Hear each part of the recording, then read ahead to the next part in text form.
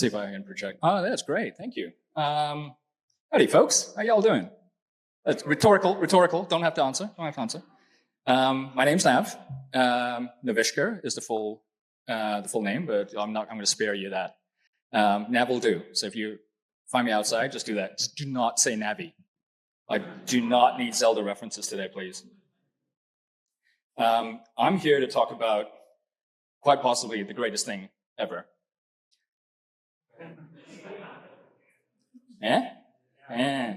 Actually, it was a fantastic game. It was an acclaimed game by Acclaim. I'm going to start with a little bit of a disclaimer because, I'm not a doctor, which is clear. I'm not a trained therapist. I have a personality. And I'm also not very professional. This has come to bite me a few times. And I want to be really clear. I'm going to focus on my industry as I know it, because that's how I can make this super relevant.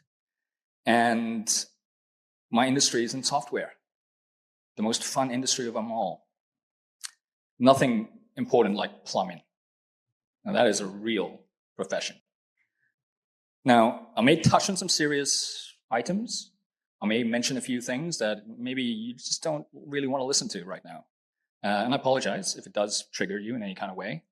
But I just want to be candid. So I'm going to start with, what the hell is burnout? I can say hell, right? Yeah, okay, cool. Oh, I can say that word too. Look, I think a lot of us know what burnout is. But I find Katie Morton's description of it sort of the best out of all. Because you can say that it's just you're stressed out and you're blah, blah, blah, but I really like her depiction of where it says, a state of exhaustion where the reward for our efforts isn't commensurate with the effort we put in. So for a lot of us, that means like we work in a job where we put so much into it, and yet all we get is basically a pizza on a Friday. Not even a great pizza, probably Pizza Hut, maybe even Domino's. You know, like not a Hell's, nothing like that. I've been in Australia, so there's no Hell's. It's actually terrible. We have crust. Yeah, literally that's the name of the brand. And the crust actually tastes better. Now, mine is your brain's way of calling in sick because you wouldn't. So it is really a good way to know, and sadly, a little bit too late. Gosh darn it, I really should have actually taken some time off. So how does burnout actually show up? Well, kind of depends on who you're talking to, right? And it depends on your role. Now, I'm going to be very honest. I have been a very bad engineer. I've been like one of them, 10x unicorn engineers in the past, which is very snippy, very self-inflated ego, and just not a pleasurable person to be around. And I think it took quite a bit of, it was a little funny story. I switched to marketing because marketing's easy, right? Kinda. It's difficult in a different way. And when I switched to marketing, I discovered the stakeholder management, and the planning was a whole lot different. I couldn't fix the problem by just staying overnight in front of my computer and just tapping away the keys. I had to work with people and get them to commit to a certain timeline. And then I had to hold the project in their hands. It was a very difficult experience. It was burnout in a different kind of way. And I started noticing a little bit more about like the things that kind of made me realize what I was getting into. You know, I say here that there's a bit of irritability, there's a bit of anxiety, there's a bit of apathy. There was a point where like I generally didn't like doing the thing that was burning me out in the first place. Like I don't like coding. I would sit there in front of the IDE, which is the code editor, and I would just like move spaces to tabs. And I used to think, wow, that's fun. And you know, I'd do a PR, and I'll be like, well, I did some work, you know, technically, right? Formatting, yeah. But I didn't really do much. And I had to also pretend like I was a team lead. So your team lead's just going to sit around like formatting. It's not really going to be not really helpful, is it? So there was a lot of these sort of observations that I started to realize, and I kept a little journal, and I started writing all these little things down. And so, yeah, anxiety came up. Now, I'm actually diagnosed with anxiety. I think a lot of people are these days. I remember, like, everyone's familiar with the Sunday scaries, right? Like, that's as a terminology. Yeah, we really shouldn't be. We really shouldn't have that. We really shouldn't be Garfield. We like Monday shouldn't be something that we hate. Right? And I remember there were periods of time where I had this like physical pain in my chest at the idea that I had to go into work and do another stand-up. And I like sitting down. Like, that's why I started this career in the first place.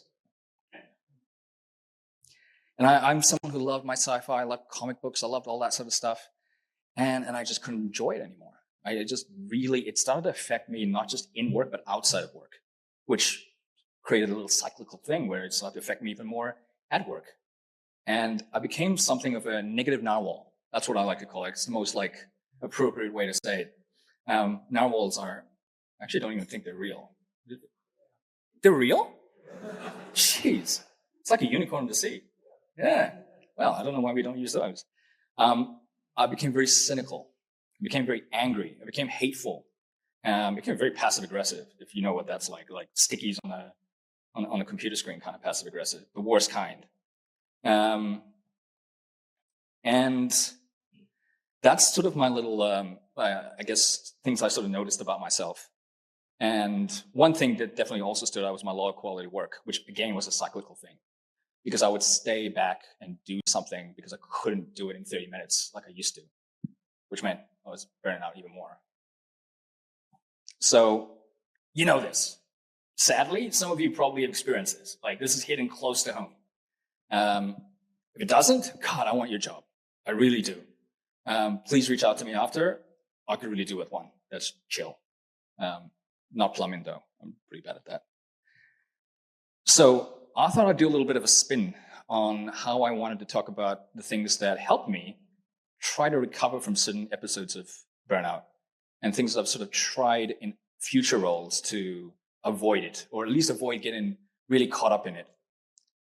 And I'm going to do it with Kenny Rogers. I'm not going to sing it. And someone told me that,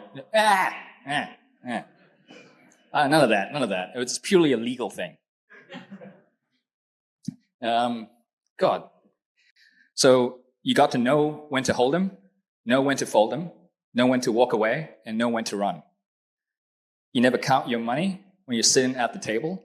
There'll be time enough for counting when the dealing's done. Now, if anyone knows that song, hey, awesome. Not a lot of people do. Like, it's going to end up in a TikTok, and then maybe the audience will understand what that actually is. I don't think it's a very TikTok-heavy song, though. Now, what that means is I created a framework because I needed something fun to chat about. So this is the Gambler's Advice, a framework for choice. And I actually asked one of the AIs to help me with a better title for that, but they're not creative. So it basically just gave me something by committee. Now, I'm going to say Hold'em is what I like to call you're staying in the game. You're just changing a few things about how you play the game. Fold'em is you're staying in, but you're also going to you're going to pull back a few bits. You know, like there's some things you probably don't need to do.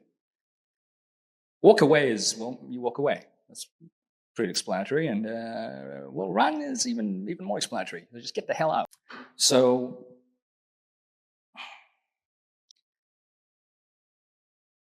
when it comes to Hold'em, this might be a little bit controversial for some people, because the typical advice that I've always had from every single engineering manager I've had before me is take time off. Just take time off. Go and touch grass.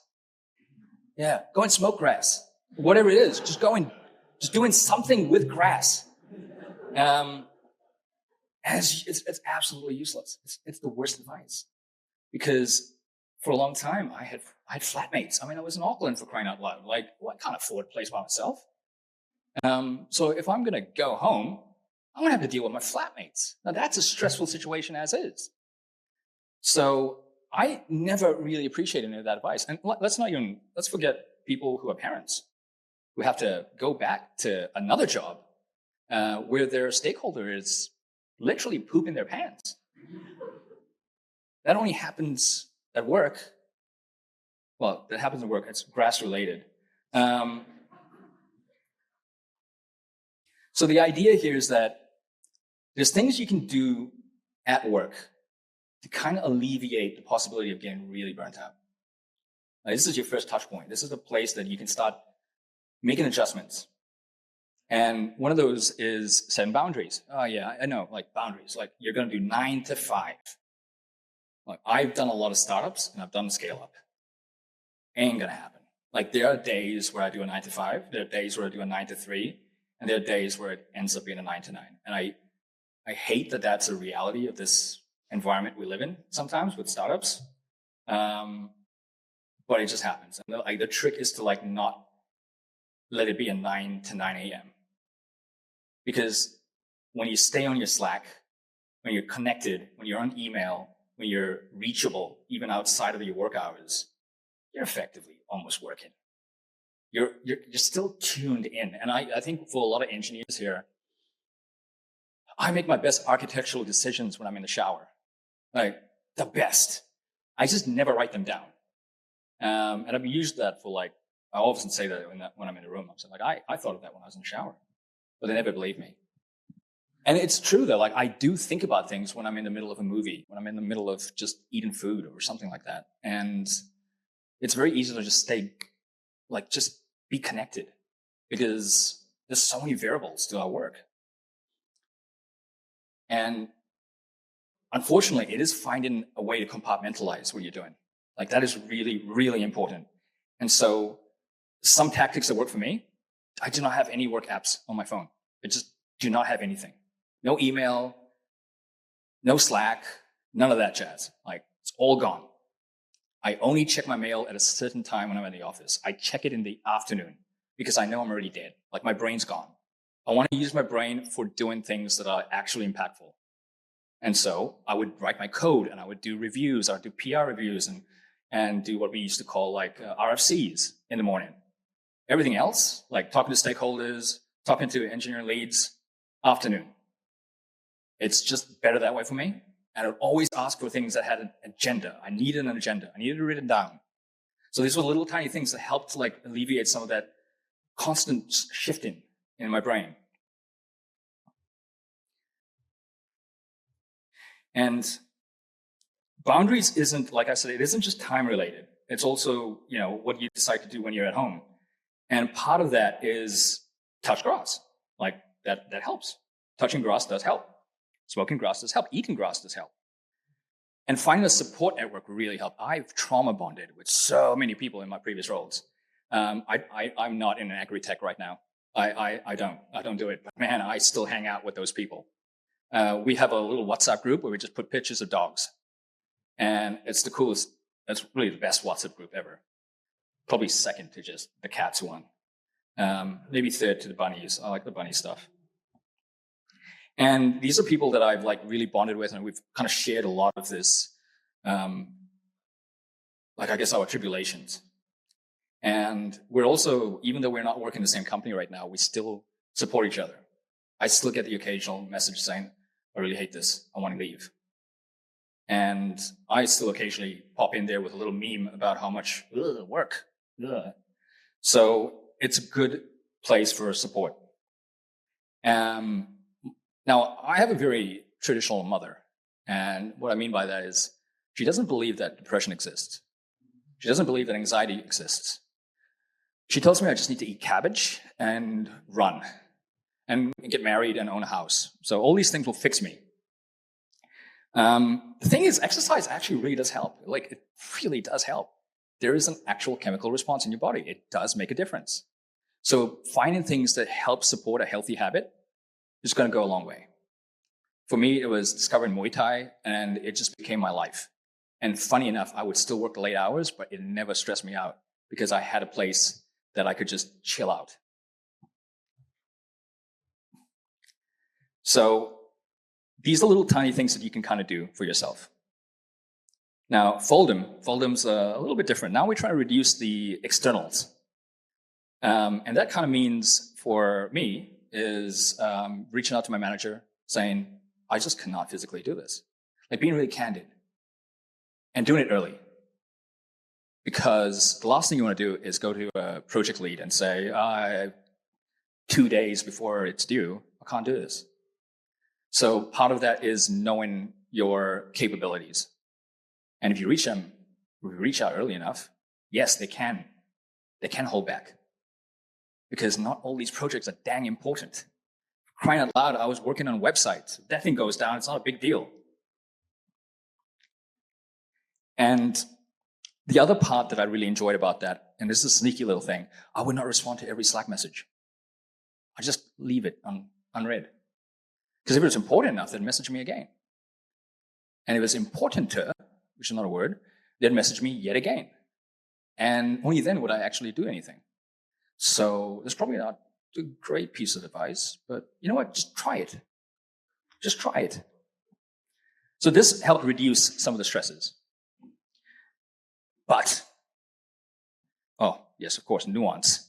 So I do want to clarify the nuance here a little bit because it might be very, very confusing. One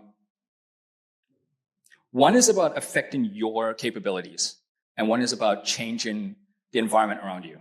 That's really what I'm talking about. And you start with first making changes to yourself in how you treat work, and then you try to change the environment that you're in. If none of these work, it's walk away time. But you don't want to just do it at a stressful position because you don't want to wait a week and then do it. You want to like chill out a little bit. You want to like plan. You want to do some interview prep. You want to network a little bit, maybe even request movement inside your organization. If it's a large enough organization, move to another team, move to, I don't know, platform. No, actually platform is probably the worst one to move to. Don't move to platform. I don't know, what's the least stressful one? Move to like growth or something like that. Like they just do experiments. But it doesn't always work out, and now you have to run. Now you're really stressed out. Now you're in the bathroom and you're crying. And like I'm not gonna kid, that was literally what I did. There were moments where that has happened. I once drank an entire bottle of vodka and locked myself in the office bathroom. Don't do that. Don't do that. It's really not a good thing to do. I'm surprised I did it though. Like that's a lot of vodka and no chaser, nothing. Yeah, it was, probably shouldn't have said that. Now, I will say, one of the things that we don't do when we're burnt out and we leave an organization, we don't talk to HR. And we really should. Because it's not just about protecting yourself, it's about making sure that others don't go through the hell that you went through. HR is there to support the business. But it's bad business to have people leave and leave Glassdoor reviews. We all know those Glassdoor reviews. They're fun to read. So it's really important to actually be able to quantify the feelings that you have and really push it up the chain as much as you possibly can. The really important one is do not trust the mirror on the wall. I would say that if you were to think about something in isolation, you're not going to be able to be objective about it. Now, part of the reason why I have employed CBT techniques in a lot of what I do is because it's helped externalize a lot of my thoughts. It's meant that I've had copious journals where I'm saying Nav is feeling rather silly today, or Nav is feeling rather sick. And you know what? It actually does help. It helps to like put it in a third person perspective. So have people that you can reach out to and have them play devil's advocate if need be. Just get someone to have another alternate opinion. Now, the metaphor isn't perfect. I will grant you that. No metaphor is perfect. It doesn't ever like purely translate. It's okay to run, walk, whatever, away from a company. It's not a disservice to you. It's a disservice to the company. And someone really smart, I don't know who it is because unfortunately AIs really suck at giving actual quotes. You can't pour from an empty cup. Taking care of yourself first. It's not selfish. Yeah, it's necessary. So yeah, I don't know who that was. Someone smart. Do you know who it is? Well, maybe it's you. Yeah, it could have been you. You never know. There's an end chorus to the Gambler that's just like, this is a great one. It sounds a little scary, but bear with me. Every gambler knows that the secret to surviving is knowing what to throw away and knowing what to keep. Because every hand's a winner and every hand's a loser. And the best that you can hope for is to die in your sleep. Yeah, a little macabre, isn't it? But no, listen, you want to die in your sleep. You don't want it to be something weird, okay? So that's actually a good way to go. That's a good way to go. And I think that quite possibly what you want in this entire endeavor is to have a life outside of your career. And it's tricky to do that. I know for a fact it's tricky. Now, we're coming to the end, and I kind of want to do like these two little beautiful QR codes that look like eyes. One is my LinkedIn. I shit talk a lot on LinkedIn, so please follow me. I'm constantly shit talking. And I put up pictures of ducks sometimes. Turns out, it's actually gotten me quite a few followers. People like ducks. The other thing I really want to do is I want to do this entire event again online, because I made a little card game because I'm an engineer. Well, what else was I going to do, right? So I made a little online card game, and I want to play it with a bunch of people on Zoom or whatever technology exists that's more appropriate, where we kind of look through a whole bunch of different workplace scenarios and choose the things that we're going to do. And there's a little invisible score that's ticking away in the background. And at the end of it, we discover whether we burnt out or not. So it's going to be exhilarating. And I really want to do that. So please follow. There's a little subscription box where you can just say, hey, it's my email. Please reach out to me. I will not use it for nefarious reasons because, well, maybe I will some other time. That's me. That's Nav. Third-party perspective, remember? I can't ask questions, can I? But what you could do is reach out to me on Discord. I spend way too much time on there not playing games. I don't know why. I just don't play games anymore. I just spend time on Discord. So that's me. I hope you enjoyed this.